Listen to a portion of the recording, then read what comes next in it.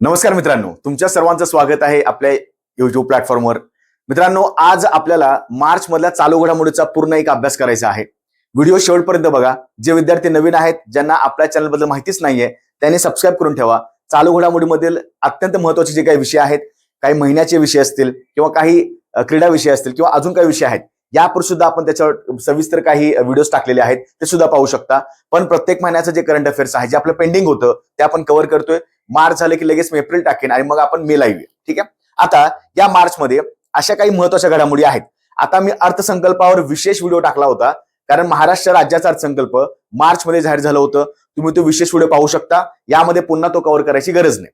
पण अत्यंत महत्त्वाच्या घडामोडी झालेल्या आहेत आणि त्या आपण वन बाय वन बघूया.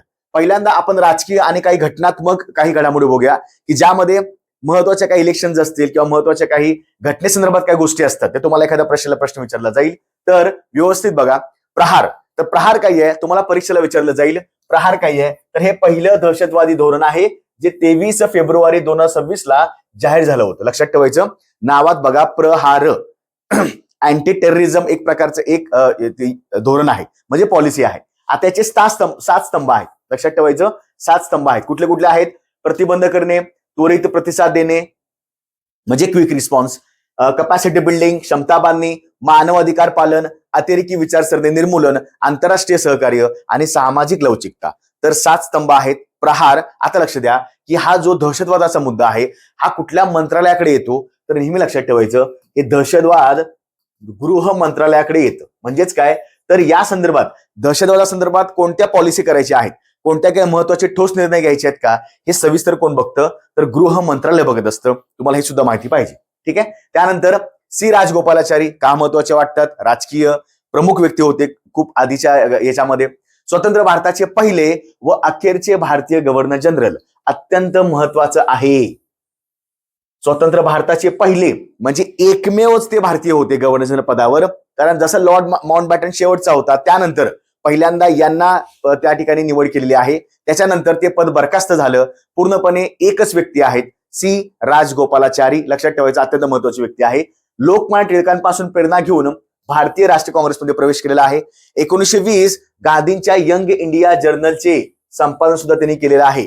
दांडी मार्चच्या धर्तीवर त्यांनी तिरुची पासून वेदारण्यम वेदारण्यम मिठा सत्याग्रहाचे नेतृत्व केलेले आहे. मित्रांनो, जेव्हा जेव्हा आपण दांडी मार्च बघतो किंवा जो काय आपल्याकडे सविनय कायदेभंग सत्याग्रह आहे बघा, त्यामध्ये अशा वेगवेगळ्या ठिकाणी तुम्हाला जोड्याचा प्रश्न येतात. फॉर एक्झाम्पल, धारासनामध्ये सरोजिनी नायडू होत्या. तसं लक्षात ठेवायचं, तर हे जे ठिकाण असेल वेदारण्यम, या ठिकाणी राजगोपालाचारी होते. मद्रास प्रांताचे पंतप्रधान. आता हे कुठं आलं? त्यावेळी मद्रास प्रांत वेगळा होता, त्यावेळीचे पंतप्रधान तो लक्षात ठेवायचं. चले जाव चळवळीनंतर द वे आउट ही पुस्तिका लिहिली. सरदार वल्लभभाई पटेल यांच्या निधनानंतर केंद्रीय गृहमंत्री म्हणून कार्यभार सांभाळला. भारतरत्नचे पहिले मानकऱ्यापैकी एक आहेत. जे पहिले 3 व्यक्ती होते भारतरत्न मिळवणारे, त्यातले तिघापैकी एक आहेत. ते कोण आहेत? सी राजगोपालाचारी. लक्षात ठेवायचं, अत्यंत महत्वाचे घटना आहे. ठीक आहे. त्यानंतर केरळचं नाव बदलून केरळम करण्याचा प्रस्ताव दिलेला आहे आणि मंजूर पण झालेलं आहे.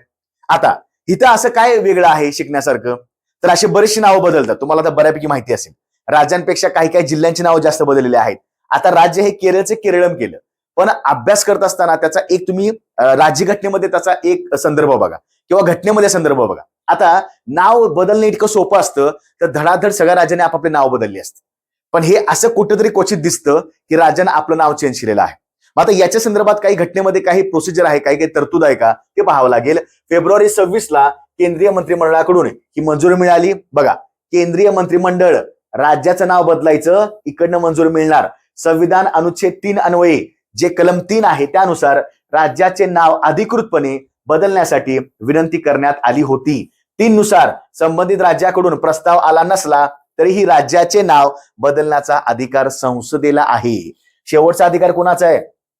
संसदेचा. लक्षात ठेवायचं. महत्वाचं काय आहे, जी आपली अनुसूची 1 आहे, ज्यामध्ये राज्यांची आणि केंद्रशासित प्रदेशांची नाव आहेत, त्याचबरोबर आपलं जे कलम 3 आहे, त्या कलम 3 मध्ये सांगितलेलं आहे की राज्याची सीमा कमी जास्त करायची असेल, राज्याचं नाव बदलायचं असेल, ह्या सर्व सरसकट अधिकार हे संसदेला आहेत. फक्त लक्षात ठेवायचं, बिल मांडत असताना राष्ट्रपतीची पूर्व परवानगी घ्यावी लागते आणि राष्ट्रपती परवानगी या ठिकाणी असते. ठीक आहे. फक्त राष्ट्रपती एकदा राज्याचा कौल घेतो. ठीक आहे, राज्याचा कौल घेतो. राज्याला स्वतःला सांगितलेलं की बाबा चला आमचं नाव बदलायचंय, मग केरळचे केरळम जरी होणं महत्वाचं असेल, इथं आपल्या घटनेमध्ये पाहावं लागेल कलम 3 महत्वाचा आहे. संसदेला पूर्ण आपल्या भारताचा जो काही भूगोल आहे, म्हणजेच काय सीमा, नाव वगैरे हे सगळं बदलण्याचा अधिकार आहे. लक्षात ठेवायचं, अत्यंत महत्वाची गोष्ट आहे. नाव झालेलं आहे, केरळचे केरळम झालेलं आहे. ओके, जनगणना 27 मित्रांनो अत्यंत महत्वाचं आहे. कुठं ना कुठेतरी एका परीक्षेला विचारला जाणारच. 2027 जनगणना, सध्या जनगणना, गृहगणना वगैरे आता चालू होईल. जनगणना बऱ्यापैकी चालू झालेली आहे. आता काय करतायत बघा, शुभंकर काय आहे, शुभंकर प्रगती आणि विकास. आता मला सांगा शुभंकरचा अर्थ काय बघा, हे डोक्यात घुसत नाही.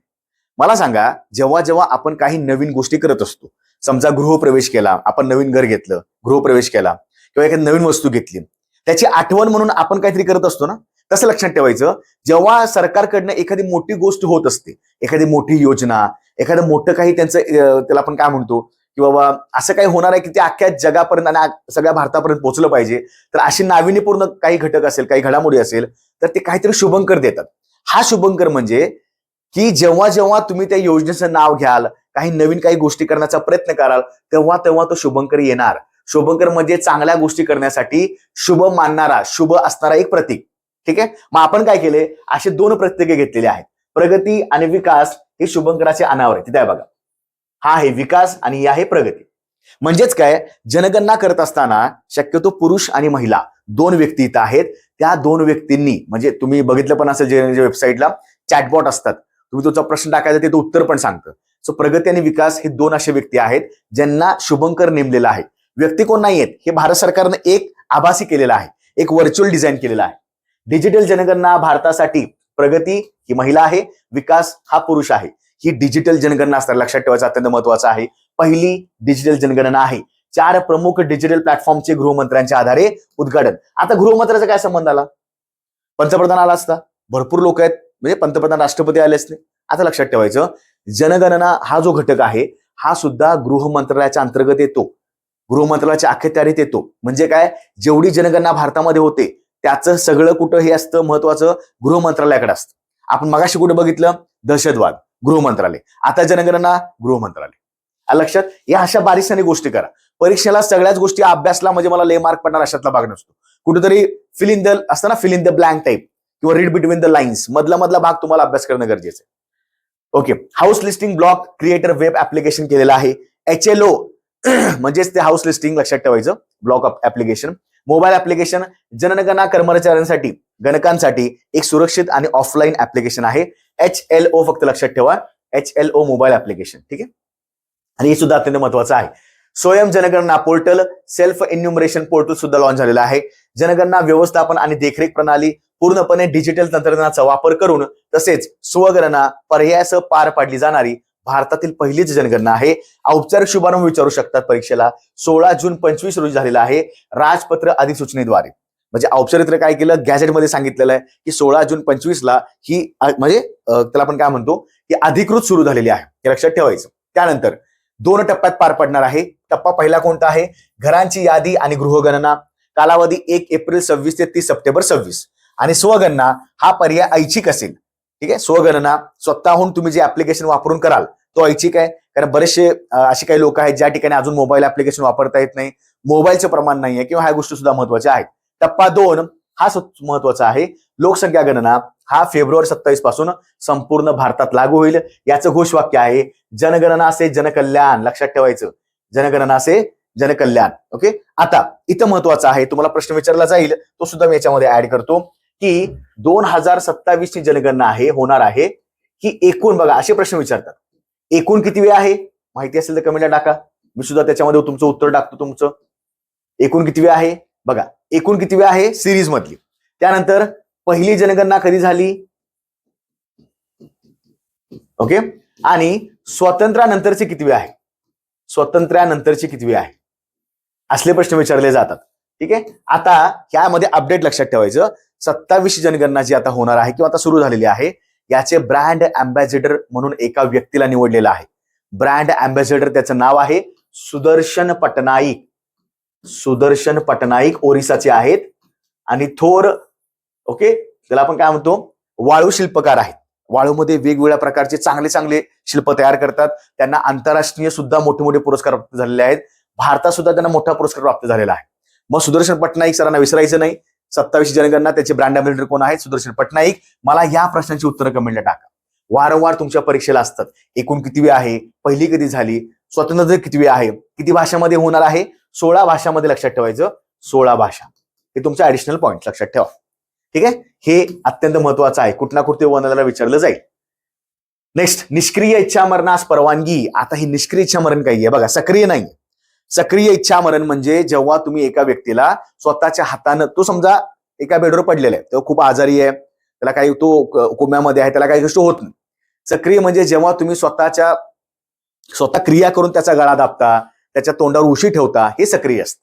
निष्क्रिय म्हणजे काय? त्याला आपल्याला बळजबरी काही करायचं नाहीये, फक्त त्याला खूप जास्त त्रास होतोय, वेदना होतोय, त्याच्या काही कंडिशन ज्या काही चालू आहेत आजारपणाच्या, ते बघवत नाहीये. आणि ते बघवत नाही म्हणून डॉक्टरची परवानगी घेतल्याशिवाय निष्क्रिय इच्छामरण करता येत नाही. आणि भारतामध्ये ही पहिल्यांदाच घटना घडलेली आहे. कुठं ना कुठेतरी एखादा प्रश्न विचारला जाईल. घटनेमध्ये इच्छा मरण्याचा अधिकार नाही. कलम 21 सांगतं की सर्वांना जीवन जगण्याचा अधिकार आहे. Right to life and liberty. हे कंपल्सरी आहे. उद्या तुम्ही म्हणू शकाल सर मला जगण्याचा अधिकार आहे तर मला मरण्याचा पण अधिकार आहे. कधी पण लक्षात ठेवायचं. BNSS म्हणजे भारतीय न्याय संहिता, जे आपलं सध्या IPCचं कन्वर्ट झालेलं आहे, त्याच्यामध्ये जर सुसाईड केलेला व्यक्ती समजा जगला, सुसाईड करायला लागलाय, पण त्यात तो जगला, आत्महत्या करता प्रयत्न केला, त्यात झाला, त्याला शिक्षा आहे. अटेम्प्ट टू सुसाईड लक्षात ठेवायचं. सुसाईड करून चुकून गेला, शिक्षा नाही, कारण तो गेलेला आहे. पण जर सुसाईड केलं आणि जर त्यातनं वाचला, त्याला शिक्षा आहे. त्यामुळं लक्षात ठेवायचं, मरणं एवढं सोपं नाही कायद्यानुसार. ठीक आहे, जगणं तर लयच अवघड झाले आता सध्याच्या कंडिशनला. ठीक आहे, 32 वर्षीय बघा व्यक्तीचं नाव आहे हरीश राणा, यांच्यासाठी मार्च 26 मध्ये सर्वोच्च न्यायालयाद्वारे पहिल्यांदाच निष्क्रिय इच्छामरण स्वीकारण्यास परवानगी दिलेली आहे. लक्षात ठेवायचं, पहिलाच खटला 13 वर्षापासून कायमस्वरूपी वनस्पतीवत अवस्थेत म्हणजे पीव्हीएस म्हणजेच कोमात.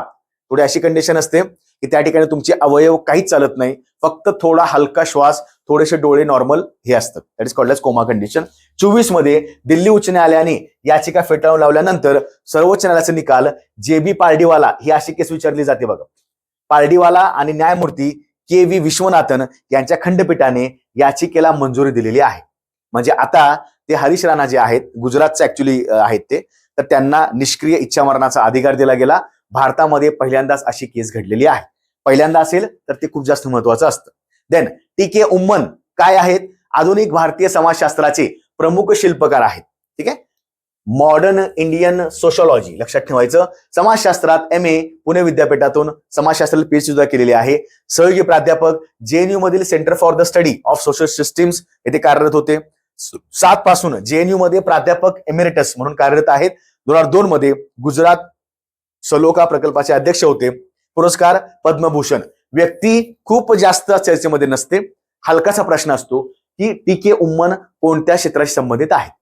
मग काय विचारणार? जीवशास्त्र, रसायनशास्त्र किंवा काय समाजशास्त्र, लक्षात ठेवायचं. ओके, समाजशास्त्र क्लिअर. देन आता काही मार्च मधल्या महत्वाच्या जागतिक घडामोडी आहेत. लक्षात ठेवायचं, जागतिक घडामोडी ह्या खूप जास्त चर्चेमध्ये होत्या. आपण सुद्धा काही न्यूजवर, चॅनेलवर काही ठिकाणी वाचत पण होतो की 2-3 देश मोठे तिथं हल्ला करतायत. काही आंतरराष्ट्रीय मोठ्या दबावाच्या काही गोष्टी झालेल्या आहेत. तेलाचे दर वाढणे, काय बऱ्याचशा गोष्टी आपण सविस्तर बघूया. पहिली गोष्ट बघा, फ्रान्सच्या राष्ट्राध्यक्षांचा भारत दौरा.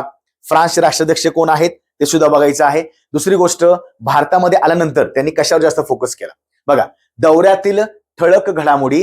मॅक्रॉन, त्याचं नाव काय आहे राष्ट्राध्यक्षांचं? Emmanuel Macron. लक्षात ठेवायचं, यांनी आर्टिफिशियल इंटेलिजन्स म्हणजे AI इम्पॅक्ट समिट 26 मध्ये भाग घेतलेला आहे. AI इम्पॅक्ट समिट लक्षात ठेवायचं, हे भारतामध्ये झालेलं आहे. ओके, 26 भारत फ्रान्स नवोन्मेष वर्ष, इनोव्हेशन इयर असा प्रश्न विचारतील. 2026 हे कोणत्या 2 देशांमध्ये नवोन्मेष वर्ष म्हणून साजरे केले जाईल? कोणते 2 देश आहेत? भारत फ्रान्स. पंतप्रधान मोदी आणि राष्ट्राध्यक्ष मॅक्रॉन यांनी मुंबईत संयुक्तपणे याला हजेरी लावलेली आहे. कुठल्या कार्यक्रमाला? India AI impact summit. 26 Bharat France उद्घाटन केलेलं आहे. ठीक आहे, व्यक्ती आहेत इमॅन्युअल मॅक्रॉन आणि यांना तर अख्खं भारत काय तर सगळेच ओळखतात त्यांना. ठीक आहे.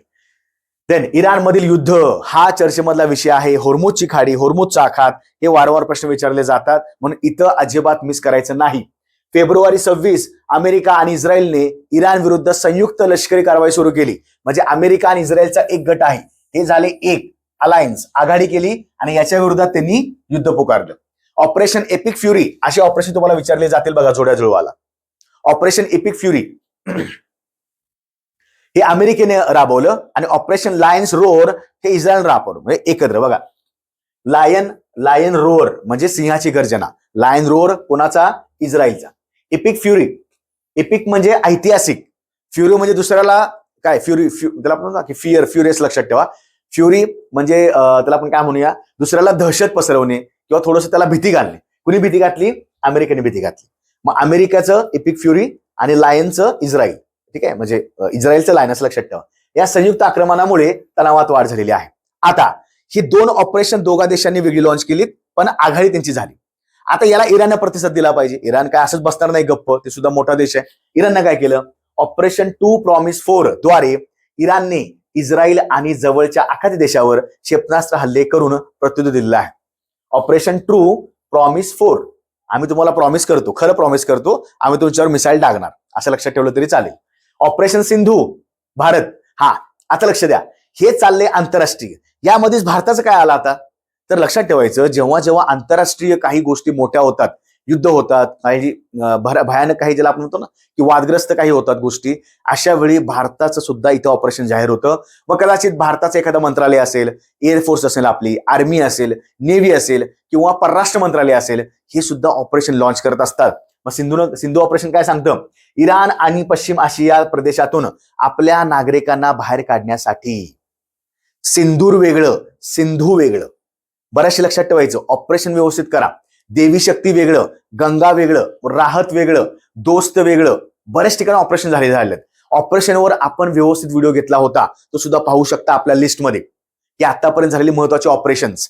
एक 20-25 ऑपरेशन महत्वाची आहेत, राज्यांची आहेत, केंद्र सरकारच्या मंत्रालयाची आहेत आणि वैयक्तिक काही वेगळ्या आर्मी नेव्हीची पण आहे. ते सुद्धा पाहू शकता. मी या व्हिडिओला तुम्हाला तो अटॅच करून देईन, ठीक आहे. कळालं? 4 operation: epic fury America, lions roar Israel, 2 promise 4 Iran, Sindhu आपलं. कारण जे आपलं लोक तिथे अडकलेली आहेत त्या लोकांना त्रास होईल ना, त्यांना इकडे भारतामध्ये स्वदेशी आपल्याला इकडे आणायचं आहे, ठीक आहे.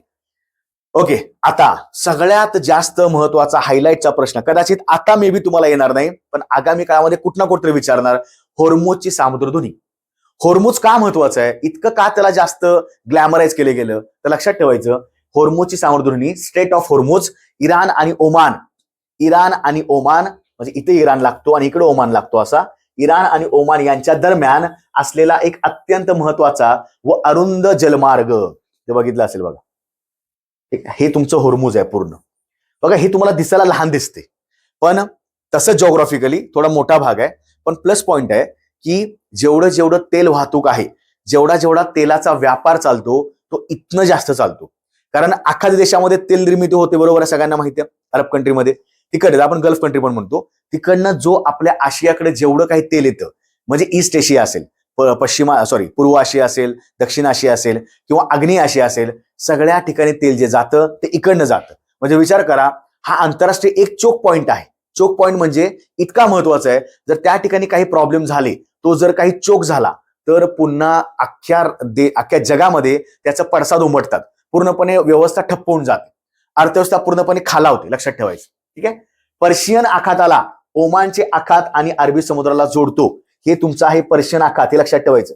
हा सगळा पर्शिया जुनं नाव आहे इराणचं, लक्षात ठेवायचं. आणि हा तुमचा आहे ओमानचा आखात. मग या दोन आखातांना जोडणारा भाग कोणता आहे? होर्मुझची सामुद्रधुनी. आणि अरबी समुद्राला जोडतो. ज्या खाली कुठला आहे? इकडं अरबी समुद्र आहे. द्रवरूप पेट्रोलियम सुमारे 20% आणि जागतिक द्रवरूप नैसर्गिक वायू म्हणजे LNG, लक्षात ठेवायचं, लिक्विफायबल नॅचरल गॅस पैकी 1/5 पुन्हा 20% व्यापार या सामुद्रधुनीतून होतो. म्हणजे जागतिक तेलाची जी निर्यात आहे, जी काही इथं व्यापार चालेल, तो 20%च्या आसपास या ठिकाणी चालतो. म्हणजे खूप जास्त मोठी वाहतूक आहे. आणि जर इथं ठप्प झालं तर विकसनशील जे देश आहेत आशियामधले, त्या ठिकाणी तेलाचं जास्त डिमांड असते, मागणी असते, पूर्णपणे व्यवस्था ठप्पून जाते. मग तेलाचे दर वाढतात वगैरे, तुम्हाला गोष्टी माहिती आहे, मागणी सप्लाय, लक्षात ठेवायचं. ओके, मग इथं तुम्हाला एखादा प्रश्न विचारतील, होर्मुझचा कनेक्शन पॉइंट काय आहे? इराण आणि इकडे ओमान, हे लक्षात ठेवा. पुन्हा त्याला चेक करा की त्याला कुठले कुठले देश लागतात. मॅप समोर आणायचा, काही फरक पडत नाही, 5-10 मिनिट एक्स्ट्रा त्याच्यावर जाऊ दे, ठीक आहे. इथं प्रश्न विचारला जाईल. नेपाळमध्ये बालेन शाह ऐतिहासिक विजय. मार्च 26 मध्ये नेपाळमध्ये निवडणुका झाल्या, तर त्या निवडणुकीत गायक, हे गायक आहेत ना, लक्षात ठेवायचं, गायक रॅपर होते ते तर राजकारणी झालेले, रॅपर ते राजकारणी. ऐतिहासिक विजय, बालेन म्हणजेच बालेंद्र शहा, राष्ट्रीय स्वतंत्र पक्ष RSP त्याचा पक्ष आहे, 182 जागावर विजय झालेला आहे, त्यांना पूर्ण बहुमत प्राप्त सुद्धा झालेला आहे. पार्श्वभूमी बघा, पंतप्रधान जे KP शर्मा ओली होते यापूर्वीचे, यांचा राजीनामा सप्टेंबर 25 ला दिला गेला होता. जेन्झीनं काही आंदोलन केल्यामुळं नेपाळमध्ये जेन्झी रस्त्यावर उतरले, आंदोलन केलं. शेवटी KP शर्मा जे आहेत, ओली आहेत, त्यांना राजीनामा द्यावा लागला आणि म्हणून निवडणुका झाल्या आणि हे व्यक्ती निवडून आले. ठीक आहे. राष्ट्रीय स्वतंत्र पक्ष स्थापना जुलै 22 मध्ये दूरचित्रवाणीवरील माजी लोकप्रिय रवी लामिछा यांनी केलेली आहे. आता एवढं डीप मध्ये करायची गरज नाही, फक्त RSP लक्षात ठेवा, व्यक्तीचं नाव लक्षात ठेवा, नेपाळ यापूर्वीचे लक्षात ठेवा, KP Sharma Oli, that's it. ठीक आहे. रॅपर ते राजकारणी बालेंद्र शहा. नेक्स्ट बघा, 1990, जन्म 1990चा आहे. जरा थोडं बघायला गेलं की जरा वयस्कर वाटतात, पण आता काय. ओके. शिक्षण B, सिव्हिल इंजिनिअरिंग. संगीत कारकीर्द 12 मध्ये पहिलं गाणं आलं होतं, सडक बालक प्रदर्शिक. बलिदान या त्यांच्या प्रसिद्ध गाण्याने राजकीय भ्रष्टाचारावर टीका केलेली आहे. यापूर्वी म्हणजेच पंतप्रधान होण्यापूर्वी ते काठमांडूचे महापौर होते, हे लक्षात ठेवायचं. यापूर्वी तुम्हाला एखादी गोष्ट माहिती पाहिजे. ठीक आहे. त्यानंतर आता महाराष्ट्रामध्ये ज्या ज्या घडामोडी घडल्या महत्वाच्या वाटतात त्या आपण थोडक्यात करूया, म्हणजे या ठिकाणी आपल्याला जो काही एखादा प्रश्न विचारला जाईल तो सुद्धा इथं थोडासा अंडरस्टँडिंग करता येईल. ठीक आहे. चला, पहिलं काय बघा, yes, AI for agri, AI impact summit वेगळं आणि AI फॉर ॲग्री वेगळं. हे ॲग्री कुणासाठी आहे? फक्त आणि फक्त ऍग्रिकल्चरसाठी आहे. महाराष्ट्र कृषी कृत्रिम बुद्धिमत्ता धोरण म्हणजे AI पॉलिसी फक्त कृषीसाठी केला 25 ते 29, हे सुद्धा लक्षात ठेवायचं. टार्गेटेड इयर 4 वर्ष. जागतिक कृषी क्षेत्रातील कृत्रिम बुद्धिमत्ता परिषद आणि गुंतवणूकदार शिखर संमेलन. AI फॉर ॲग्री 26 ही परिषद 22 आणि 23 फेब्रुवारी 26 रोजी मुंबईत जिओ वर्ल्ड कन्व्हेन्शन सेंटर येथे आयोजित केली गेली होती. देशातील पहिलं राज्य आहे ही परिषद घेणारं, म्हणजे कृषीमध्ये AIचा विस्तार करायचा. कुठलं राज्य आहे ते? महाराष्ट्र. कृषी कृत्रिम बुद्धिमत्ता धोरण जाहीर करणारे देखील पहिलं राज्य आहे. लक्षात ठेवायचं, कृषीसाठी जे AI पॉलिसी केलेली आहे ते महाराष्ट्र देशातील पहिलं राज्य ठरणार आहे. ठीक आहे, लक्षात ठेवा. नाशिक येथे 4थे विश्व मराठी संमेलन संपन्न झालेलं आहे. उजळा कोणी केलं? हे विश्व मराठी आहे, ते वेगळे, ते 99. आता 100 होणार बघा साताऱ्यामध्ये. मराठी साहित्य संमेलन वेगळं, ते वेगळं.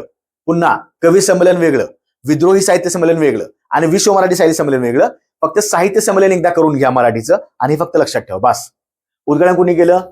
देवेंद्र फडणवीस. साहित्यभूषण पुरस्कार कोणाला दिला गेला? डॉक्टर भालचंद्र नेमाडे यांना. प्रसिद्ध लेखक, साहित्यिक, मोठे व्यक्ती आहेत, लक्षात ठेवायचं. मराठी भाषा विभाग पुरस्कार मराठी भाषा गौरव दिनानिमित्त जाहीर झालेले आहेत. आता इथं विद्यार्थी घोळ जास्त करतात, लक्षात ठेवायचं. जो आपला 27 फेब्रुवारी आहे तो असतो मराठी भाषा गौरव दिन, बरोबर. जो 1 मे असतो, कारण हे का कुणाचा आहे? जन्मदिन कोणाचा असतो? जे आपले कुसुमाग्रज आहेत, ओके, विष्णू वामन शिरवाडकर, त्यांचा जन्मदिन आहे. कुठला? 27 फेब्रुवारी, मराठी भाषा गौरव दिवस. 1 मे जो आहे याला म्हणायचं मराठी भाषा दिन, बरोबर. त्यानंतर आता रिसेंटची अपडेट बघा. 3 ऑक्टोबरला मागच्या वर्षी मराठी 2024 मध्ये, ऍक्च्युली आता मागच्या वर्षी नव्हे, 24 मध्ये मराठी भाषेला अभिजात भाषा दर्जा प्राप्त झालेला आहे.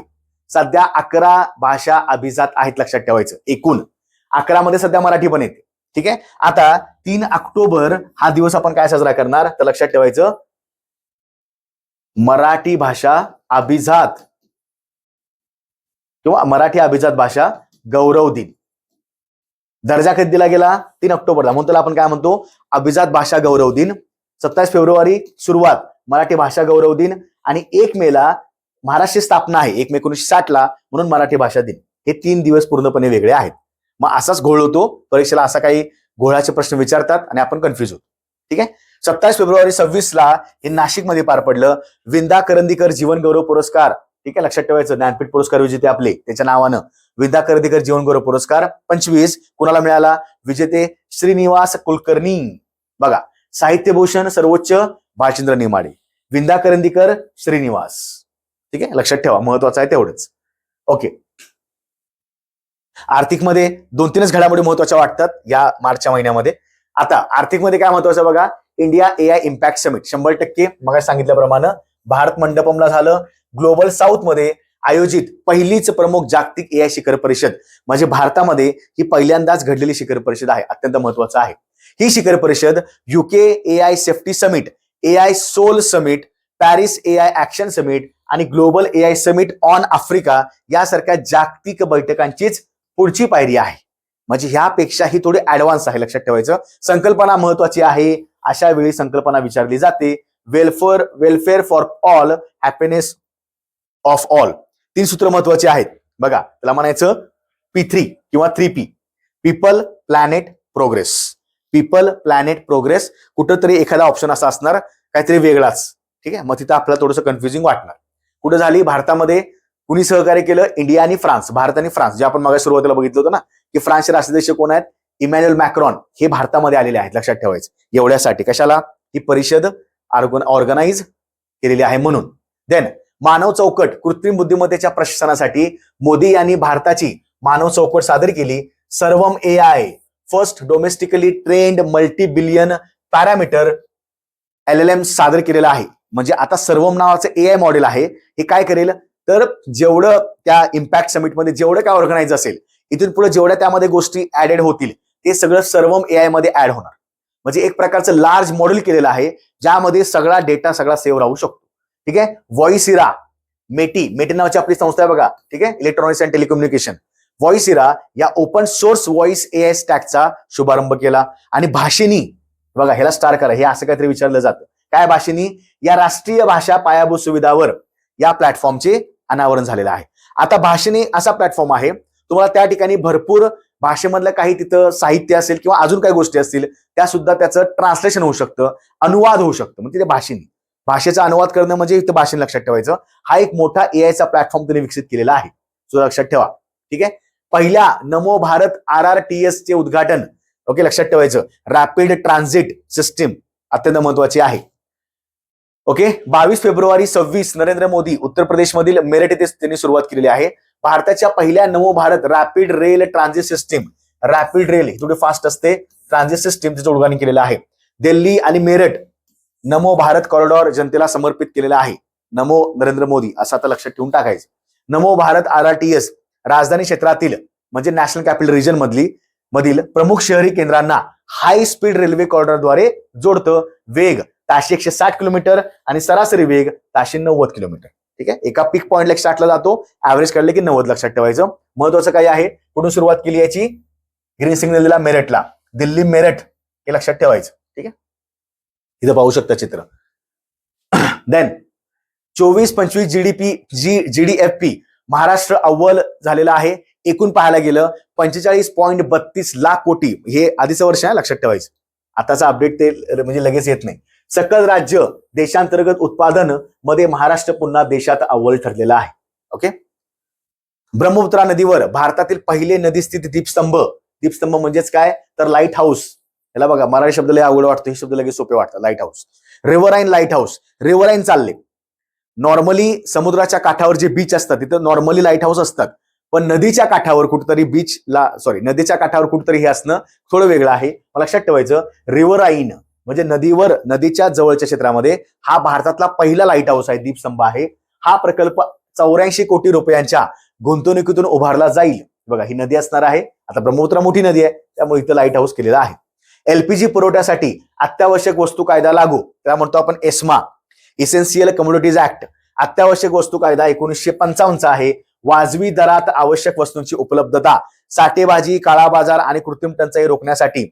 बऱ्याच वेळा काय होतं, जेव्हा खूप जास्त मोठे दर वाढतात किंवा असं कळतं मार्केटमध्ये की बाबा चला याचा दर वाढणार आहे, लोक भरपूर जास्त साठेबाजी करतात आणि साठेबाजी झाल्यामुळं तिथं तुमचा डिमांड वाढलेला असतो, विक्रेत्याकडे ते अवेलेबल नसतं. ते काय करतात, लगेच किंमत वाढवून टाकतात. आणि याच्यामुळे ज्या खरंच महत्वाच्या अत्यावश्यक सेवा आहेत, अत्यावश्यक वस्तू आहेत, त्या लोकांना खूप जास्त MRP पेक्षा जास्त दुपटी तिपटीने घ्याव्या लागतात. आणि म्हणून तो ESMA कायदा असतो, लक्षात ठेवायचं. इसेन्शियल कमोडिटीज ऍक्ट 1955 ह्या गोष्टी रोखण्यासाठी. ठीक आहे. नेक्स्ट, नीती आयोगातर्फे वित्तीय आरोग्य निर्देशांक प्रसिद्ध, हे लक्षात ठेवा.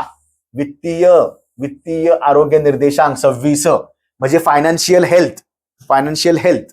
मार्च 26 फिस्कल हेल्थ इंडेक्स दुसरी वार्षिक आवृत्ती दिल्ली ते प्रकाशित झालेली आहे. उपाध्यक्ष सुमन बेरी. आता हे चेंज झालेले आहेत, लक्षात ठेवायचं. आता सध्या पाहायला गेलं नीती चिब्बर आहेत. नीती चिब्बर या सध्या सीईओ आहेत, म्हणजे मुख्य कार्यकारी अधिकारी. आता लक्ष द्या, सुमन बेरीच्या ऐवजी महत्वाचं काय आहे तर नीती आयोगाचे सध्याचे कोण आहेत उपाध्यक्ष, हे आहेत अशोक लाहिरी. हे ऍक्च्युली आत्ताचं करंट मध्ये आहे, लक्षात ठेवा. सुमन बेरी सध्या नाही आहेत. 5 प्रमुख आधारस्तंभाच्या माध्यमातून, हा त्यावेळी मात्र कोण होते, उपाध्यक्ष सुमन बेरी होते ज्यावेळी हा इंडेक्स जाहीर झाला त्यावेळी. आता सध्या अपडेट काय आहे, सध्या नीती आयोगाचे उपाध्यक्ष कोण आहेत, अशोक लाहिरी आहेत, लक्षात ठेवा. 5 प्रमुख आधारस्तंभाच्या माध्यमातून ओडिसा या ठिकाणी सर्वोच्च स्थानी आहे. ओके, म्हणजे प्रत्येक राज्याचं आर्थिक आरोग्य कसं आहे, ठीक आहे, कमी जास्त आहे का किंवा फ्रंट रनर आहे का, त्यामध्ये ओडिसा 1 नंबरला आहे. कामगिरीनुसार प्रमुख राज्य यशस्वी भागामध्ये ओडिसा, गोवा, झारखंड अग्रणी, म्हणजे थोडं टॉप मध्ये फ्रंट रनर्स मध्ये गुजरात, महाराष्ट्र, छत्तीसगड, तेलंगणा, उत्तर प्रदेश, कर्नाटक. इथं महाराष्ट्र आहे बघा. सो महाराष्ट्र यशस्वी मध्ये नाही, महाराष्ट्र अग्रणीमध्ये आहे, असं लक्षात ठेवायचं. कुणी जाहीर केलेला आहे, नीती आयोग. उपाध्यक्ष चेंज झालेले आहेत, अशोक लाहिरी इथं स्टार करायचा. सामाजिक या घटकामध्ये आता आपल्याला काही महत्वाच्या घडामोडी बघायच्या आहेत. आता इथून पुढे लक्षात ठेवायचं, राजकीय असेल, आर्थिक असेल, क्रीडा असेल, सामाजिक, असा आपण एक टप्पा करूया. म्हणजे तुमच्या सुद्धा ध्यानात राहील की सामाजिक जो काही एक मोठा विषय आहे यामध्ये महत्वाच्या घडामोडी आहेत. जल जीवन मिशन, आता बघा ह्याला सामाजिक मध्ये घेण्याची काय गरज होती, शिक्षण असेल, आरोग्याच्या सोयी सुविधा असतील, ह्या गोष्टी थोडं सामाजिक मध्ये येतात आणि ही योजनाच महत्वाची आहे. जल जीवन मिशन हे बऱ्या वेळी तुम्हाला परीक्षेला विचारलं जाईल, सुरुवात कधी झाली, ठीक आहे. बघा आता ह्याला मंजुरी मिळालेली आहे 26ला, पण लक्षात ठेवायचं ही जी सुरुवात आहे ही 15 ऑगस्ट 2019ला झाली होती. बऱ्याच वेळा परीक्षेला वन लाईनर प्रश्न विचारले जातात. सुरुवात आता बघा, बेटी बचाओ बेटी पढाओ ही भरपूर चर्चेमध्ये होती, विचारला गेलेला प्रश्न आहे. तो त्याच्यानंतर पीएम किसान योजना सुरुवात, त्याचा सुद्धा प्रश्न आला होता. म्हणजे तुमच्या लक्षात ठेवलं पाहिजे, ज्या ज्या मेजर 5 ते 6 योजना आहेत तर तुम्हाला फक्त लक्षात ठेवायचे सुरुवात कधी झाली, ठीक आहे. डिसेंबर 28 पर्यंत याला मुदतवाढ दिलेली आहे. याची मुदतवाढ म्हणजे दरवर्षी 2-2 वर्षाने पुढे वाढायला लागलेली. म्हणजे सरकारचं असं म्हणणं होतं की आम्हाला 24 पर्यंत सगळ्यांच्या घरामध्ये पाईप ड्रिंकिंग वॉटर, म्हणजे पाईप मार्फत येणारं जे काही पुण्याचं पाणी आहे ते पूर्णपणे द्यायचे. त्याचं एक टॅगलाईन पण होती, हर घर जल म्हणून. पण सरकार काय त्याच्यामध्ये अपयशी ठरलं, मग ते पुन्हा 2-2 वर्ष वाढवतात. सो डिसेंबर 28 पर्यंत मुदतवाढ दिलेली आहे. 10 मार्च 26 रोजी मंजुरी दिली होती. JJM म्हणजे जल जीवन मिशन 2.0 सेकंड एडिशन, ग्रामीण भागातील पेयजल पुरवठ्यामध्ये रचनात्मक सुधारणा करण्यावर विशेष भर आहे. फक्त लक्षात ठेवा, ग्रामीण भागातील पेयजल. 15 ऑगस्ट 2019 JJMला सुरुवात झाली होती, नरेंद्र मोदी सुरुवात केली होती. उद्दिष्ट काय होतं बघा, इथे दिलेलं आहे बघा, हर घर नल का जल, म्हणजे हर घर जल. लक्षात ठेवा, उद्दिष्ट 24 पर्यंत प्रत्येक ग्रामीण घराला नळाद्वारे पेयजल पुरवठा. कधी 19ला जेव्हा सुरुवात झाली तेव्हा त्यांचं टार्गेट होतं 5 वर्ष. आता ते अपयशी ठरलेले आहेत, ते आता पुन्हा 2-2 वर्ष वाढवतात. आता 28 नाही क्लिअर तर 28 नंतर पुन्हा ते 30 करू शकतात, ठीक आहे, लक्षात ठेवायचं. देन ओल चिकी लिपी, मित्रांनो माझ्या मते इथं तुम्हाला हमखास प्रश्न विचारला जाईल, कारण लक्षात ठेवायचं ही ओल चिकी लिपी आहे, याचा शताब्दी महोत्सव हा आयोजित केला होता, ठीक आहे. आता ही ओल चिकी लिपी बघा, लिपी जसं की आपली देवनागरी लिपी आहे, पण त्याची भाषा मात्र वेगळी आहे. लक्षात ठेवायचं 16 फेब्रुवारी 26 रोजी नवी दिल्ली येथे द्रौपदी मुर्मू यांच्या हस्ते हा शताब्दी सोहळा झाला. म्हणजे ओल चिकी लिपी वापरून आपल्याला 100 वर्ष पूर्ण झालेली आहे. 100 वर्षापूर्वी एका व्यक्तीनं ही ओल चिकी लिपीची सुरुवात केली होती. 1925 साली बघा, 100 वर्षापूर्वी पंडित रघुनाथ मुर्मू यांनी. पंडित रघुनाथ मुर्मू, आता द्रौपदी मुर्मू आणि त्यांचा काही संबंध नाही आहे, लगेच आडनाव जोडले की लगेच लावून टाकायचं नाही काय. द्रौपदी मुर्मू, पंडित रघुनाथ मुर्मू काही संबंध नाहीये, पण लक्षात ठेवायला मात्र आपल्याला संबंध करता येतो की पंडित रघुनाथ मुर्मू आणि तिकडे उद्घाटन कोणी केलं, द्रौपदी मुर्मू. कारण एखाद्या परीक्षेला प्रश्न असतो त्या सोहळ्याचं उद्घाटन कोणी केलं, मग पर्यायामध्ये राष्ट्रपती, उपराष्ट्रपती अशा गोष्टी असतात, मग लक्षात ठेवायचं, ठीक आहे. संताली भाषेसाठी म्हणजेच ओल चिकी लिपी कुठल्या भाषेसाठी आहे, संताली भाषेसाठी. आणि मला कमेंटला सांगा, संताली भाषेचं आपल्याला घटना दुरुस्ती केलेली आहे, ती भाषा आधी सुरुवातीला नव्हती, त्या भाषेसाठी पार्लमेंटनं म्हणजे संसदेने घटना दुरुस्ती केली. ती घटना दुरुस्ती कोणती आहे मला कमेंटला टाकून द्या. ओल चिकी लिपी ते निर्माण केलेली आहे, ठीक आहे. लक्षात ठेवायचं हे पंडित रघुनाथ मुर्मू आणि इथं हा सोहळ्याचं उद्घाटन त्यांनी केलेलं आहे, ठीक आहे. आंतरराष्ट्रीय मलेरिया परिषद 2026 कुठे झाली, 9 मार्च नवी दिल्लीमध्ये. आयोजन ICMR national institute of malaria research, हे वेगळं आहे, हे लक्षात ठेवायचं, ICMR, ठीक आहे. उद्दिष्ट, भारताचं उद्दिष्ट काय बघा, 2030 पर्यंत मलेरियाचे निर्मूलन. असं विचारलं जातं की मलेरियाचं निर्मूलन कोणत्या सालापर्यंत करायचं आहे, 2030, 2035, 2047 पण टाकलं जातं, ठीक आहे, लक्षात ठेवायचं. राष्ट्रीय मलेरिया निर्मूलन आराखड्या अंतर्गत याचं थोडंसं हे केलेलं आहे, परिषद ही घेतली होती. कुठं झाली, टार्गेट काय, एवढं लक्षात ठेवायचं. देन पंजाबमध्ये मेरी रसोई योजना, मेरी रसोई हिंदी शब्द आहे त्यामुळे काही वेगळं करायची गरज नाही. मेरी रसोई योजना पंजाब शासनाची आहे, राज्य सरकारची आहे.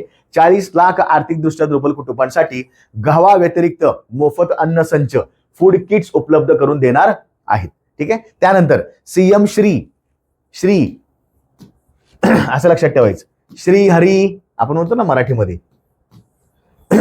श्री हरी तिज गीता, ते एक पण आहे बघा, ऐक सत्यनारायणाची नाकता, ठीक आहे, तसं श्री हरी असं लक्षात ठेवायचं, म्हणजे आपल्याला ते टेक्निक लक्षात ठेवता येतं. सीएम श्री शाळा सुरू करणार.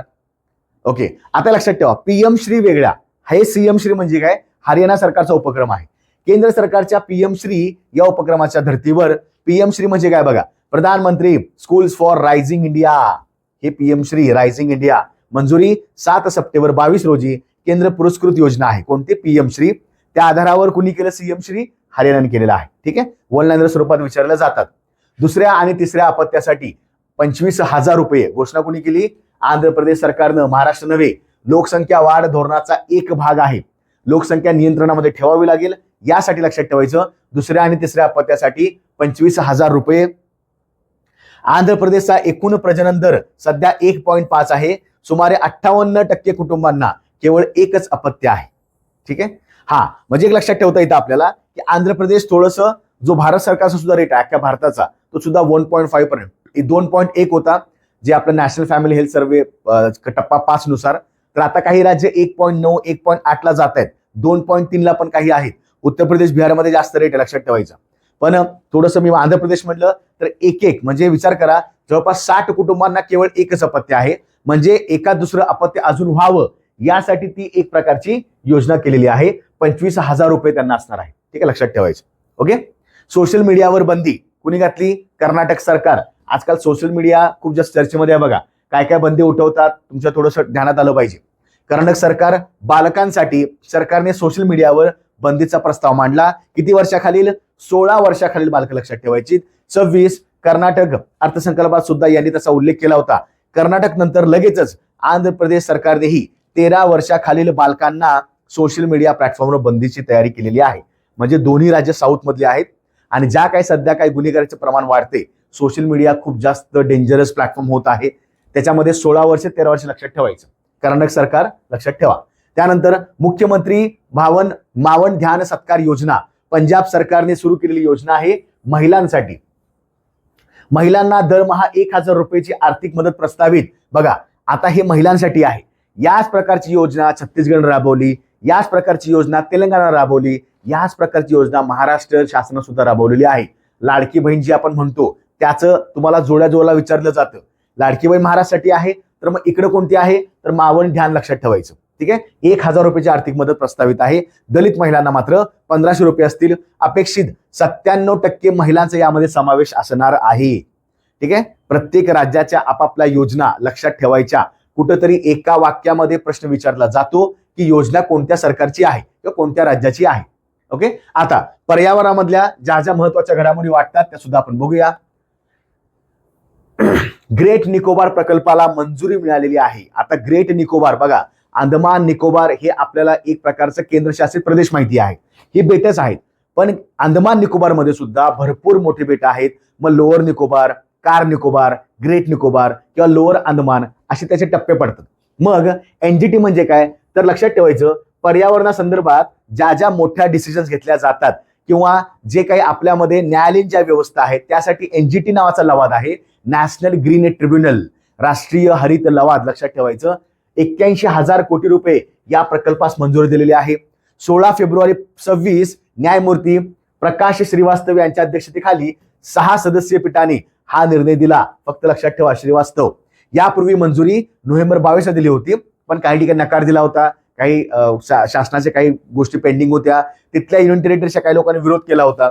हस्तक्षेपास कोणतेही वैध कारण आढळले नाही. तर थोडा ग्रेट निकोबार प्रकल्प करणार आहेत.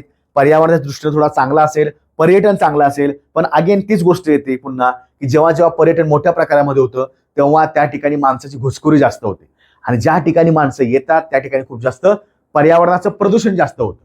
आपण चांगलं करतोय, पर्यावरणाला सशक्त ठेवतोय किंवा सध्या ज्या काही निगेटिव्ह गोष्टी आहेत, पण चांगलं करायला गेलं की मग लोक तिथं येतात, टुरिझम मोठं होतं, पण टुरिझमच्या नावाखाली पुन्हा प्रदूषण जास्त होतं. ठीक आहे. देन पहिली मुंबई क्लायमेट, पहिला ऍक्च्युली मुंबई क्लायमेट वीक आहे, लक्षात ठेवायचं. म्हणजे क्लायमेट वीक साजरा केलेला आहे. आता इथे कन्फ्युज व्हायचं नाही. वीक म्हणलं की आपल्या डोक्यात काय येतं की 6 किंवा 7 दिवस असतील. अजिबात नाही, याला फक्त 3च दिवस आहे. 17 ते 19 फेब्रुवारी 2026 हा मुंबईमध्ये पहिल्यांदाच, महाराष्ट्र किंवा देशामध्ये पकडा, देशामध्ये पहिल्यांदाच हा क्लायमेट वीक झालेला आहे. क्लायमेट वीक 7 दिवस जरी नसले, 3 दिवस आहेत फेब्रुवारीमध्ये, लक्षात ठेवायचे. कुठे आयोजित केला होता? Mumbai Jio world convention centre, Vandre, म्हणजेच इंग्रजीला आपण म्हणतो बँड्रा किंवा बांद्रा. संस्था प्रोजेक्ट मुंबई नावाची संस्था आहे आणि महानगरपालिका सुद्धा याच्यामध्ये ते सहकार्य आहे. सहकार्य महाराष्ट्र शासन, पर्यावरण वातावरणीय बदल विभाग, मुंबई महानगर प्रदेश विभाग, प्राधिकरण आणि बृहन्मुंबई महानगरपालिका. ठीक आहे.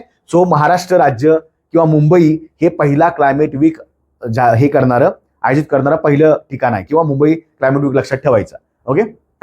जागतिक शाश्वत विकास शिखर परिषद, शाश्वत विकास गेले कित्येक वेळा चर्चेमध्ये आहे. सस्टेनेबल डेव्हलपमेंट त्याला आपण म्हणतो. ठीक आहे. तर लक्षात ठेवायचं 25 ते 27 फेब्रुवारी 26 नवी दिल्ली येथे रौप्य महोत्सवी 25वी आवृत्ती आहे. संकल्पना होती परिवर्तन. ठीक आहे. कुठं झाली फक्त बघून घ्या, बाकीचं काय करायची गरज नाही. पहिल्या कार्बन क्रेडिट्स संयुक्त राष्ट्राची मंजुरी. कार्बन क्रेडिट्स काय आहेत बघा, पहिली गोष्ट लक्षात ठेवायची. कार्बन क्रेडिट म्हणजे काय की लक्षात ठेवा, जेव्हा एखादी कंपनी किंवा एखादी कोणतीही संस्था कार्बनचं उत्पादन वाढवते, त्यांच्याकडे काही मोठे मोठे समजा प्रकल्प आहेत, त्यातनं काही कार्बन जो निघणारा असतो, तर ती कंपनी एक काय करते, क्रेडिट तयार करते की बाबा चला दुसऱ्या कंपनीला हवा असेल तर तुम्ही आमचे कार्बन क्रेडिट घ्या. ठीक आहे. समजा त्यांना परवानगी आहे 2 टन उत्पादन करण्याची एका वर्षाला, त्याने 3 टन केला तर ते दुसऱ्याकडनं कार्बन क्रेडिट घेऊ शकतात आणि 1 टन एक्स्ट्रा उत्पादन करू शकतात. हे असतं कार्बन क्रेडिट. म्हणजे प्रत्येकानं आपापलं कार्बनचं लिमिट पाळावं यासाठी कार्बन क्रेडिट संकल्पना केलेली आहे. पॅरिस करार अंतर्गत फेब्रुवारी 26 मध्ये अधिकृत मंजुरी दिली होती. पहिला प्रकल्प म्यानमार मधील एक स्वच्छ स्वयंपाकाचा उपक्रम केलेला आहे. म्यानमार लक्षात ठेवा, भागीदारी होती दक्षिण कोरियन कंपनी. पॅरिस करार आणि कार्बन बाजारपेठा हा करार, आता लक्षात ठेवायचं, कार्बन करार हा हवामान बदलाचाच करार आहे. म्हणजेच हा कुणामध्ये येणार? UNFCCC. ठीक आहे. मला कमेंटला टाका UNFCCC ची 21वी परिषद, COP 31वी परिषद कोणत्या ठिकाणी झाली? कमेंटला उत्तर टाका. मला वाटतं इथं कुठं आहे का बघूया. हा नाही आहे, 19वी आहे. हा करार UNFCCC करारांतर्गत 15 मध्ये झालेल्या ऐतिहासिक आंतरराष्ट्रीय त्या ठिकाणी झाला होता. म्हणजे आंतरराष्ट्रीय मोठा करार आहे. उद्दिष्ट काय होतं? जागतिक तापमान वाढ -2 डिग्री, सॉरी, जागतिक तापमान वाढ मायनस नाही, ते डॅश आहे, 2 डिग्री सेल्सिअस पेक्षा खाली आणि शक्यतो 1.5 डिग्री सेल्सिअस पर्यंत मर्यादित ठेवणे. दोन्ही आकडे वेगळे आहेत. 2 डिग्रीपेक्षा खाली ठेवायचं आहे आणि मर्यादित ठेवायचं आहे 1.5 डिग्री. लक्षात ठेवायचं पूर्ण पृथ्वीचं जागतिक तापमान. बाकू, अझरबैजानची राजधानी आहे बाकू, 24ला COP 29 पार पडली होती. कार्बन बाजार यंत्रणेसाठीचे नियम अंतिम करण्यात आले होते. आता असा प्रश्न पडतो, COP 31 कुठं झाली आणि COP 31 कुठं झाली? ठीक आहे. दोन्हीही मला कमेंटला उत्तर टाका, म्हणजे जेणेकरून मी त्याच्यावर तुम्हाला रिप्लाय पण करेन, पण बाकीच्यांना पण समजून जाईल. भारतीय गवा महोत्सव कुठं झाला वगैरे लक्षात ठेवायचं. कुठं झाला? द्वितीय आवृत्ती 8 मार्च 26 ओडिसा. ओके. देब्रीड वन्यजीव अभयारण्यात, लक्षात ठेवायचं. ओके. प्रोजेक्ट हनुमान असे पॉइंट विचारले जातात. आंध्र प्रदेश सरकारचा आहे. उद्देश मानव वन्यजीव संघर्ष समस्येचा सामना करण्यासाठी. अत्यंत महत्वाचा आहे. मार्च 26 मध्ये उपमुख्यमंत्री पवन कल्याण यांनी सुरू केलेला आहे प्रोजेक्ट हनुमान. लक्षात ठेवायचा कुणासाठी आहे? मानव आणि वन्यजीव संघर्ष समस्येचा सामना करण्यासाठी. ओके. म्हणजे इमेज लक्षात ठेवा, इमेज. पवन कल्याण म्हटले की आंध्र प्रदेश, म्हणजे प्रोजेक्ट हनुमान. ओके. भारतीय गवा म्हटले की ओडिसा. क्लिअर. भारताचा पहिला सूक्ष्म शैवाल वायू टॉवर दिल्ली येथे प्रदूषणाचा सामना करण्यासाठी, बघ हे असा टॉवर आहे. ठीक आहे. नवी दिल्लीने एरो सिटी कॉरिडॉरमध्ये सूक्ष्म शैवाल, लक्षात ठेवायचं, आधारित प्युअर एअर टॉवर उभारलेला आहे. मायक्रो, त्याला आपण अल्गी असं म्हणणार. ठीक आहे. नवीन वनस्पती प्रजातीला जुबिन गर्ग यांचे नाव, ही व्यक्ती कोण आहे ते पहिला बघावं लागेल. ठीक आहे. तर जुबिन गर्ग हे जे त्यांचं मध्ये निधन सुद्धा झालं, लक्षात ठेवायचं. हे आसामचे प्रतिष्ठित मोठे संगीतकार, गीतकार, गायक आहेत. त्यांनी खूप जास्त मोठी गाणी सुद्धा दिलेली आहेत, मोठी हिट सुद्धा दिलेली आहेत आपल्या बॉलिवूडमध्ये किंवा इतर त्यांच्या आसामी बोडो भाषेमध्ये. तर ही व्यक्ती खूप जास्त मोठी होती, चर्चेमध्ये होती. अपघाताचं निधन सुद्धा झालं. मग ही व्यक्ती आसामची आहे. तर लक्षात ठेवा, ॲस्बेकिया जुबिन गार्गियाना, हे त्यांनी नाव दिलं जातं. आसाममधील मानस राष्ट्रीय उद्यानाच्या गवताळ प्रदेशात शोध केलेला आहे आणि त्याचं नाव यानं दिलेलं आहे. ठीक आहे, जुबिन गर्ग मोठी व्यक्ती आहे, फक्त लक्षात ठेवायचं. देन संरक्षण व अंतरिक्ष, काय काय महत्वाच्या घडामोडी वाटतात ते सुद्धा आपण इथे बघणार आहोत. ठीक आहे, या सेक्टर मधल्या. भारत सर्वात मोठा शस्त्र आयातदार देश झालेला आहे. सर्वात मोठा शस्त्र आयातदार, लक्षात ठेवायचं, म्हणजे भारत आयात करणारा आहे. अहवाल सिप्रीचा अहवाल असतो, लक्षात ठेवायचं. स्टॉकहोमची संस्था आहे सिप्री म्हणून. 21-25 या कालावधीतील अहवालानुसार युक्रेन नंतर भारत जगातील दुसऱ्या क्रमांकाचा सर्वात मोठा शस्त्र आयातदार बनलेला आहे. युक्रेन का पहिल्या क्रमांकाला असेल तुम्हाला कळालं पण असेल. रशिया युक्रेनचं बऱ्याच वेळा जे काही वॉर झाले होते, युद्ध झाले होते, त्यामध्ये युक्रेननं भरपूर काही सामग्री आयात केलेली आहे. 21-25 कालावधीतील जगातील प्रमुख शस्त्र आयातदार देशामध्ये पहिले 3 देश कुठले आहेत बघा. आकडा बघा, वार्षिक हा नाहीये, 21-25 4 वर्षाचा आकडा आहे. युक्रेन प्रथम क्रमांकावर, भारत आणि सौदी अरेबिया. सिप्रीचा फुल फॉर्म काय आहे? Stockholm international peace research institute. Peace research institute, PRISI, Stockholm international. ठीक आहे, यांचं काम असतं की वर्षामध्ये, 4 वर्षामध्ये, 10 वर्षामध्ये कोण किती शस्त्रास्त्र आयात करतं, निर्यात करतं, किंवा साठा कोणाकडे जास्त आहे न्यूक्लिअर बॉम्बचा किंवा न्यूक्लिअर जे काही आर्मामेंट्स आहेत हे सगळं सांगतं. ठीक आहे, लक्षात ठेवा, सिप्री संस्था. ऑपरेशन संकल्प अत्यंत महत्वाचा आहे. भारतीय नौदलाचे सागरी सुरक्षा अभियान, ऑपरेशन संकल्प. उद्देश ओमानची आखात आणि होर्मुजची सामुद्रधुनी दोन्ही गोष्टी चर्चेमध्ये आहेत, लक्षात ठेवायचं. या क्षेत्रामधील भारतीय व्यापारी जहाजे व महत्वपूर्ण व्यापारी मार्गांचे संरक्षण करणे 2019 मध्ये सुरू करण्यात आले. पण याचा टप्पा वाढवला. का वाढवला? मध्यंतरी ज्या काय सागरी जे काय हल्ले झाले, होर्मुजचा आखात पूर्ण पॅक झालं, खाडी पूर्ण पॅक झाली, यामुळं कदाचित अरबी समुद्रामध्ये तणावात्मक परिस्थिती निर्माण होता कामा नये, म्हणून हे ऑपरेशन आपण लॉन्च करत असतो. मग लक्षात ठेवायचं, ऑपरेशन लॉन्च करत असताना ते आर्मी असेल, नेव्ही असेल, एअरफोर्स असेल किंवा कुठेतरी एखादं मंत्रालय असेल, तुम्हाला ते हायलाइट करणं अत्यंत गरजेचं आहे. मिलान सराव हा कुठल्या 2 देशामधला नसतो, तर तो भरपूर देशामध्ये असतो. त्यामुळे पाठ करायची गरज नाही, फक्त लक्षात ठेवा मिलान सराव हा नेव्हीचा सराव आहे. 15 ते 25 फेब्रुवारी दरम्यान आंध्र प्रदेशातील विशाखापट्टणम इथं आपला नॅव्हल बेस आहे. नेव्हीचं सदर्न कमांड आहे. 95 पासून नेव्हीचं सदर्न कमांड नव्हे, नेव्हीचं ईस्टर्न कमांड आहे. 95 पासून भारतीय नौदलातर्फे दर 2 वर्षांनी आयोजित केला जातो. इंडो पॅसिफिक क्षेत्रातील सर्वात मोठ्या बहुपक्षीय नौदल सरावापैकी एक आहे. भरपूर जवळपास 60-70 देशांचे नेव्ही तिथे एकत्र येतात आणि तिथे युद्ध सराव करतात. कुठला? नेव्हीचा, लक्षात ठेवायचं. IRIS देना, IRIS देना. मिलन सरावामध्ये सहभागी होण्यासाठी इराणची देना ही युद्धनौका भारतात आली होती असं विचारलं जाईल. देना कोणाची आहे? इराणची देना, असं लक्षात ठेवा. अमेरिकी पाणबुडीच्या हल्ल्यात ही नौका नष्ट झालेली आहे. फक्त अमेरिकेनं पाणबुडी हल्ला केला होता, त्यामध्ये नष्ट झाली, पण चर्चेमध्ये होती, खूप जास्त पेपरला सुद्धा बातमी होती, लक्षात ठेवायचं, इराणची देना. देन पुरस्कार पुस्तके, वारंवार प्रश्न विचार. ट्रेंड पण बघा, ट्रेंड बघा कुठले कुठले महत्वाचे वाटतात. आता परीक्षेला ज्या ज्या परीक्षा झाल्या तुम्हाला ट्रेंड पण मी सांगतो. 79वे बाफ्ता पुरस्कार, दरवर्षी बाफ्ता पुरस्कार असतो. आपण दरवर्षी बाफ्ता पुरस्कार करत नाही, पण यावर्षी करणं का गरजेचं आहे? कारण भारताचा एक चित्रपट आहे बुंग नावाचा, तो सुद्धा यामध्ये विजेता झालेला आहे. चित्रपटाचं नाव आहे बुंग. तो लोकल लँग्वेज मधला आहे, हिंदी इंग्लिश मधला नाहीये, लक्षात ठेवायचं. बुंग मणिपुरी चित्रपट आहे. दिग्दर्शक लक्ष्मीप्रिया देवी. दिग्दर्शकला विचारलं जाईल, बऱ्याच लोकांना वाटतं की फरहान अख्तर आहे. फरहान अख्तरचं प्रोडक्शन हाऊस आहे, तो त्याचा निर्माता आहे, दिग्दर्शक नव्हे. चित्रपट कोणता आहे सर्वोत्कृष्ट? वन बॅटल आफ्टर अनादर, हे एकूण बाफ्ता मधलं. दिग्दर्शन पॉल अँडरसन. ओके, याचंच ते डिरेक्टर आहेत. आता बुंग बद्दल आपण माहिती घेऊया. बुंगचं भाषा मणिपूर आहे. बुंग कोणतं इथे दिलं नसेल कदाचित. हा, ओके. आता ही कॅटेगरी कशामध्ये होती? तर जो कौटुंबिक आणि सामाजिक चित्रपट असतो बघा, कौटुंबिक आणि सामाजिक बाल चित्रपट, त्याच्यामध्ये हा त्यांना पुरस्कार मिळालेला आहे. पण पुरस्कार मिळाला. बुंग चित्रपट निर्माता फरहान अख्तर वगैरे आहेत, दिग्दर्शक मात्र लक्ष्मीप्रिया आहे, हे लक्षात ठेवायचं. ठीक आहे, 79वा बाफ्ता. आणि हे एकूण मध्ये 2 लक्षात ठेवा, चित्रपट आणि दिग्दर्शक. ओके. देन वसई कॅथेड्रलला युनेस्को पुरस्कार, आवर लेडी ऑफ कॅथेड्रल. वसई येथील 475 वर्ष जुनं आहे, लक्षात ठेवायचं. 25व्या युनेस्को आशिया पॅसिफिक सांस्कृतिक वारसा संवर्धन पुरस्कारामध्ये मेरिट पुरस्कार सुद्धा मिळालेला आहे. घोषणा 26 मध्ये झाली फेब्रुवारीच्या. बँकॉक येते, लक्षात ठेवायचं. पण मार्चमध्ये त्याचा पूर्ण अहवाल जाहीर केला म्हणून आपण मार्चमध्ये कन्सिडर करतो. 98 ऑस्कर पुरस्कार 2026. इथं तुम्हाला सगळ्यात मोठ्या गोष्टी लक्षात ठेवायच्या आहेत. कुठं ना कुठेतरी एखादा प्रश्न विचारला जाणार, एक तर जोड्या जुळवाला किंवा वन लाईनरला. आता पुरस्कार 38-40 असतात, आपण सगळे पाठ करू शकत नाहीत. आपल्यासाठी महत्वाचं काही आहे, एखादा भारतीय असला तर बघायचा, किंवा चित्रपट सर्वोत्कृष्ट, त्याच्यानंतर डिरेक्टर त्याचा कोण आहे, ऍक्टर कोण आहे आणि ऍक्ट्रेस कोण आहे, बस. याच्या पडली जास्त करायची गरज नाही. सूत्रसंचालन, टीव्ही होस्ट आणि विनोदवीर कोण, कोनन ब्रायन.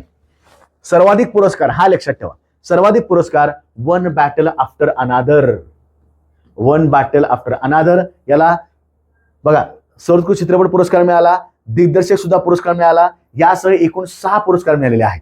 नवीन पुरस्कार या वर्षीपासून कुठला होता, सर्वोत्कृष्ट कास्टिंग सुरू करण्यात आलेला आहे.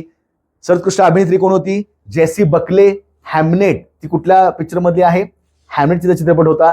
ऑस्कर जिंकणारी पहिली आयरिश महिला, मग हे लक्षात ठेवायचं, आयरिश महिला जेसी बकले. ठीक आहे. अभिनेता कोण होता, मायकल जॉर्डन. सिनर्स चित्रपट आहे बघा त्याचा, म्हणजे हिचा हॅमनेट आहे, याचा सिनर्स आहे.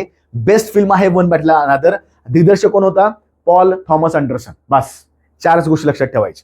ठीक आहे. चित्रपट महत्वाचा आहे. 98 ऑस्कर हा जगातला सर्वोत्कृष्ट मोठा फिल्म टेलिव्हिजनचा पुरस्कार आहे, पण तो अमेरिकेतच दिला जातो, लॉस एंजलिसच्या इकडे. त्याला अँपा सुद्धा म्हणतात. याला अकॅडमी सुद्धा अवॉर्ड्स मध्ये काय म्हटलं जातं, अकॅडमी अवॉर्ड सुद्धा म्हटलं जातं, अकॅडमी अवॉर्ड्स. ओके. नेक्स्ट इथे बघा, पॉल थॉमस अँडरसन. सहाय्यक अभिनेता Sean Penn, one battle after another. Okay. Then R Vairamuthu 60वा ज्ञानपीठ पुरस्कार लक्षात ठेवायचा, माहितीच पाहिजे. ज्ञानपीठ आपला आहे, सर्वोत्कृष्ट साहित्य पुरस्कार आहे, तो सर्वात मोठा साहित्य पुरस्कार आहे. 26 मध्ये तमिळ गीतकार, संगीतकार आणि लेखक यांना दिला गेला 60वा ज्ञानपीठ पुरस्कार. लक्षात ठेवायचं, 25चा जाहीर झालेला आहे. हे वैरामुतू आहेत, आर वैरामुतू. अकित्तम 75 आणि जया कांथन 2002 यांच्यानंतर हा पुरस्कार जिंकणारे ते तिसरे तमिळ लेखक आहेत. हे स्टेटमेंटला विचारलं जातं, पहिले आहेत का, 5वे आहेत का, असं विचारलं जाईल. तिसरं लक्षात ठेवायचे. 37हून अधिक पुस्तकांचे त्यांनी लेखन केलेलं आहे. तमिळ चित्रपट सृष्टीमध्ये त्यांनी 8000हून अधिक गीते सुद्धा लिहिलेली आहेत.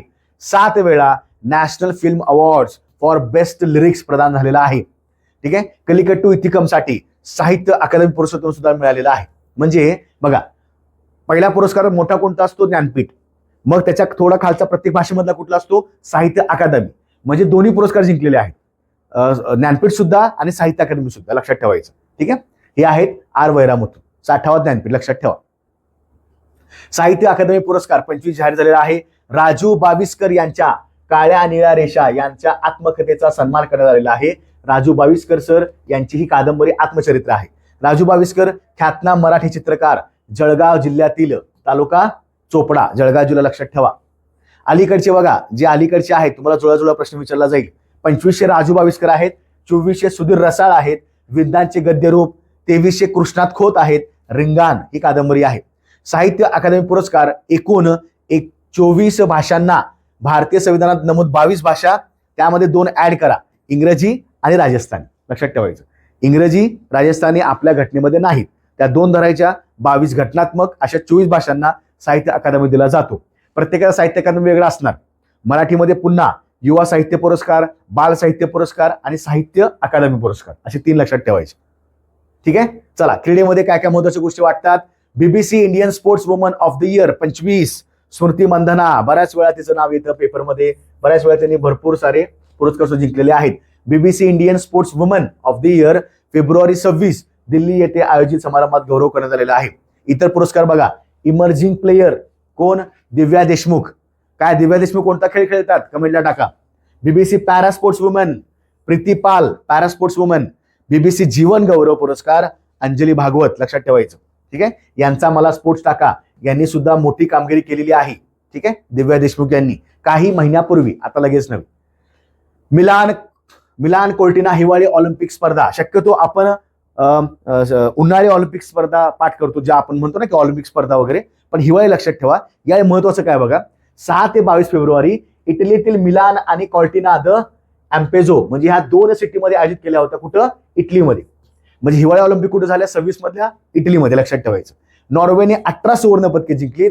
सर्वाधिक सुवर्ण पदके नॉर्वेने जिंकलेली आहेत. नॉर्वेनं यापूर्वीचा विक्रम बीजिंगचा होता 2022 मध्ये 16 सुवर्ण पदके, म्हणजे नॉर्वेनंच आपला विक्रम मोडलेला आहे. बीजिंग ऑलिम्पिकला बीजिंग 22 मध्ये 16 सुवर्ण पदके जिंकली होती. नॉर्वे 18 सुवर्ण, 12 रौप्य आणि 11 कांस्य पदकासह एकूण 41 पदके मिळवत अव्वल स्थानावर आहे. नॉर्वे फक्त एक देश करा, लक्षात ठेवायचं, ते जास्त महत्वाचं आहे. आता याच्यामध्ये आपले मोहम्मद आरिफ खान नावाचे एक आहेत, ते इंडियन स्कीयर आहेत, म्हणजे बर्फावरनं ते पूर्ण स्केटिंग किंवा स्कीइंग करतात. ठीक आहे, त्यांनी सुद्धा पार्टिसिपेट केलं होतं आणि ती मोठी व्यक्ती आहे. फक्त विचारलं जाईल मोहम्मद आरिफ खान, तर ते इंडियन स्कीयर आहेत, लक्षात ठेवायचं. ओके, कारण आपली टीम जास्त जात नाही, कारण आपण हिवाळीमध्ये जास्त त्याला आपण काय म्हणतो, एकतर आपल्याकडे तेवढं कल्चर नाहीये की बाबा हिवाळीमध्ये आपण काही गेम्स खेळतो आणि तिकडे बर्फात गेम असतात. आपल्याकडे तेवढं जास्त हे नाही. ठीक आहे, आपण उन्हाळी ऑलिम्पिकला आपण जास्त भाग घेतो. रणजी करंडक स्पर्धा जम्मू काश्मीर पहिल्यांदाच रणजी करंडक विजेतेपद. रणजी करंडक स्पर्धा क्रिकेटमधली सर्वात मोठी आहे, लिस्ट ए मधली. जम्मू काश्मीर पहिल्यांदाच विजेता झालं, लक्षात ठेवायचं. पहिल्यांदाच विजेता आहे म्हणजे इथं प्रश्न विचारला जाऊ शकतो. पदार्पणाच्या रणजी करंडक तब्बल 67 वर्षानंतर कर्नाटकला पराभूत करत त्यांनी हा विजय घेतलेला आहे. सामना पाहण्यासाठी जम्मू काश्मीरचे मुख्यमंत्री ओमर अब्दुल्ला सुद्धा हजर होते. आयसीसी पुरुष T20 विश्वचषक 26 विजेता भारत, हे काय सगळ्यांनाच माहिती आहे. सामना अहमदाबाद, असं वाटलं होतं की आता अहमदाबाद आहे, पनवती लागणार, पण तरी सुद्धा आपण ती पनवती मोडून काढली, जिंकलो आपण. नरेंद्र मोदी स्टेडियम 8 मार्च 26 रोजी न्यूझीलंड संघाचा 96 धावांनी पराभव करत विजय प्राप्त केलेला आहे. 20 षटकात 255, 5 अशी धावसंख्या, कॅप्टन सूर्यकुमार यादव. ठीक आहे. आयसीसी पुरुष T20 विश्वचषक ठळक कामगिरी. अंतिम सामनावीर जसप्रीत बुमराह, हे आता मी सांगितलं तेच. Player of the tournament Sanju Samson, तुम्हाला माहितीच असेल. 2 गोष्टी लक्षात ठेवा. त्यानंतर बघा, कालावधी 7 फेब्रुवारी ते 8 मार्च. सहयजमान भारत श्रीलंका दोन्हीकडे ऑर्गनाईज केला. काही मॅचेस भारत पाकिस्तान मॅचेस कुठे झाल्या होत्या, श्रीलंकेमध्ये, कोलंबोला पण झाल्या होत्या. सहभागी संघ 20 होते. बांगलादेशने भारतात खेळण्यास नकार दिला, त्यामुळे स्कॉटलँड संघाला संधी मिळाली.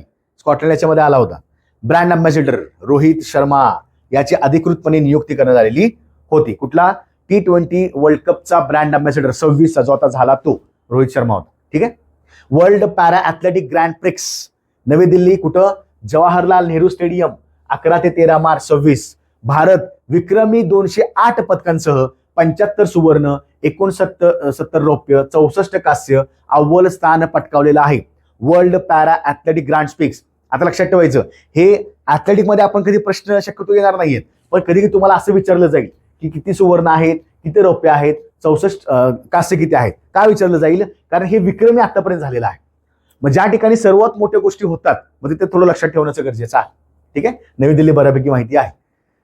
BCCI नमन पुरस्कार, शुभमन गिल सर्वोत्कृष्ट आंतरराष्ट्रीय क्रिकेटपटू.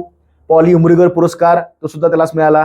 स्मृती मानधना 5व्यांदा सर्वोत्कृष्ट आंतरराष्ट्रीय क्रिकेटपटू महिला पुरस्कार मिळाला. मिताली राजला BCCIचा महिलांसाठी जीवन गौरव, कारण का रिटायरमेंट घेतलेली आहे, सर्वात सुंदर व्यक्ती आहेत क्रिकेट यांनी, म्हणजे यांना महिलांचं सचिन तेंडुलकर म्हटलं जातं, म्हणजे इंडियन क्रिकेटमध्ये. ठीक आहे. कर्नल CK नायडू पुरस्कार, जीवन गौरव पुरस्कार राहुल द्रविड आणि रॉजर बिन्नी, हे लक्षात ठेवा. क्रीडा ॲट अ ग्लान्स, काय काय महत्वाच्या गोष्टी बघूया. पारस डोगरा कर्णधार जम्मू काश्मीरचा, रणजी करंडकच्या इतिहासात 10,000 धावांचा टप्पा गाठणारा सर्वात वेगवान फलंदाज ठरलेला आहे. पारस डोगरा विचारलं जाईल, पारस डोगरा कोणत्या राज्याचा, जम्मू काश्मीर. सर्वाधिक आंतरराष्ट्रीय क्रिकेट सामने खेळण्याचा विक्रम हरमनप्रीत कौर, आता सध्या महिला क्रिकेट कॅप्टन आहेत बघा. ऑस्ट्रेलिया विरुद्ध T20 आंतरराष्ट्रीय सामन्यादरम्यान 356व्या आंतरराष्ट्रीय सामन्यासह हरमनप्रीतने न्यूझीलंडच्या सुझी बेट्सला मागे टाकलेले आहे. त्यामुळे आता सर्वात जास्त कोण आहे आंतरराष्ट्रीय क्रिकेट सामने खेळणारी व्यक्ती कोण आहे, हरमनप्रीत कौर, भारतीय महिला क्रिकेट कप्तान. बार्बी ड्रीम टीम मध्ये Smriti Mandhana, Barbie dream team मध्ये अमेरिकन टेनिसपटू सेरेना विल्यम्स, भारतीय क्रिकेटपटू स्मृती मानधना, युकेचे फुटबॉलपटू क्लोई केली यांचा समावेश झालेला आहे. छत्तीसगडमध्ये होणार खेलो इंडिया आदिवासी क्रीडा स्पर्धा, हे लक्षात ठेवायचं, हे खूप जास्त महत्वाचं आहे. खेलो इंडिया आदिवासी, खेलो इंडिया वेगळ्या, खेलो इंडिया बीच वेगळ्या, खेलो इंडिया विद्यापीठच्या वेगळ्या, म्हणजे विद्यापीठच्या लेवलच्या वेगळ्या. आता खेलो इंडिया आदिवासी कुठं होणार आहे, छत्तीसगड. आयोजन रायपूर, कॅपिटल जगदलपूर आणि सरगुजा येथे. जॉर्ज रसेलने मर्सिडीजचा ड्रायव्हर जिंकली ऑस्ट्रेलियन ग्रँड प्रिक्स हे काय दरवर्षी भरपूर जास्त असतात. ओके, किमी अँटोलिनने जिंकली 26वी चायनीज ग्रँड प्रिक्स, हे काय पाठ करायची गरज नाही. ठीक आहे, हे फक्त लक्षात ठेवा. आपला महत्वाचा कंटेंट कोणता आहे? खेलो इंडिया आदिवासी क्रीडा स्पर्धा, लक्षात ठेवायचं. जिष्णुदेव वर्मा महाराष्ट्राचे नवनियुक्त राज्यपाल, 22वे मार्च मधली सर्वात मोठी ही अपडेट असलेली, लक्षात ठेवायचं. 10 मार्च 2026 रोजी न्यायमूर्ती चंद्रशेखर यांनी शपथ दिलेली आहे. जन्म 15 ऑगस्ट 57 रोजी त्रिपुराची राजधानी आगरताळा येथे माणिक्य राजघराण्यात, म्हणजे हे राजघराण्यातले व्यक्ती आहेत. कुठले व्यक्ती आहेत? त्रिपुराचे व्यक्ती आहेत. 1989 1993 नॉर्थ ईस्टर्न काउन्सिलच्या सल्लागार समितीचे प्रमुख सदस्य होते. उत्तम लेखक, कवी सुद्धा आहेत. पुस्तकं पण बघा, children of water goddess, master of time, ही 2 पुस्तकं आहेत. व्यक्ती चर्चेमध्ये असतो, राज्यपाल असतो, घटनात्मक पद असतं, तुम्हाला प्रश्न विचारला जातो. 93 मध्ये भारतीय जनता पक्षात प्रवेश केला आणि हे त्रिपुरा राज्याचे उपमुख्यमंत्री सुद्धा होते, डेप्युटी सीएम सुद्धा होते. 2018 मध्ये त्रिपुरा 25 वर्षांच्या डाव्या आघाडीच्या कारकिर्दीनंतर ते त्या ठिकाणी डीसीएम होते, म्हणजे डेप्युटी सीएम होते. लक्षात ठेवायचं. म्हणजे अशाच प्रकारच्या घडामोडी आहेत, त्या पण लक्षात ठेवा. आणि इथून पुढं हे आपण असाच कंटेंट केलेला जास्त बरा होईल, की बाबा राजकीय कोणते आहेत, सामाजिक कोणते आहेत, आर्थिक कोणते आहेत, तुम्हाला ते क्लिक चांगलं होऊन जाईल. ठीक आहे, व्हिडिओ आवडल्यास नक्की लाईक करा, शेअर करा. विद्यार्थी नवीन आहेत, मी जे प्रश्न विचारले आहेत त्याची कमेंटला उत्तर सुद्धा टाकत चला. तुमचं काम आहे व्हिडिओ शेअर करणं. आवडल्यास नक्की लाईक करा. पुन्हा वेगळ्या आपण विषयामध्ये भेटू. एप्रिलची आपली जी काही शिल्लक आहे ते सुद्धा करायचं, लागोपाठ मी सुद्धा करायचं आहे. ठीक आहे.